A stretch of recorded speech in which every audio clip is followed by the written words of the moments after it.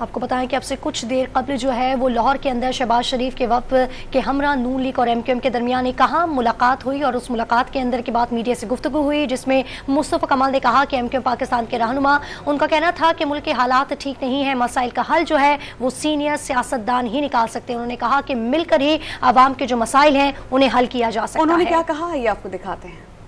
پاکستان اس وقت ٹھیک نہیں ہے،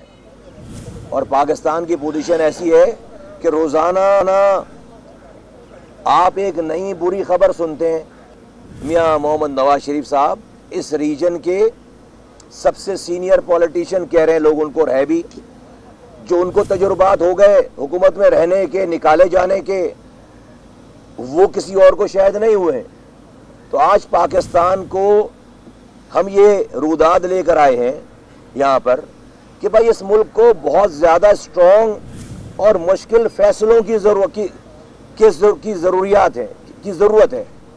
اور وہ فیصلے پاکستان کی بڑی پارٹیوں نے کرنے۔ آپ کو بتائیں کہ مسلم لیگ نون اور اس وقت ایم کیو ایم کے درمیان جو ہے اب سے کچھ دیر قبل جو ہے وہ لاہور کے اندر ملاقات ہوئی، جس کے بعد انہوں نے میڈیا سے گفتگو کی، اور مصطفیٰ کمال نے کہا کہ جو ملک کو بحران سے نکالنے کے لیے مشترکہ کوششوں کی ضرورت ہے، موجودہ جو معاشی اور سیاسی چیلنجز ہیں اسے مل کر ہی نمٹا جا سکتا ہے۔ انہوں نے کہا کہ انتخابات میں مشترکہ حکمت عملی اپنائی جائے گی۔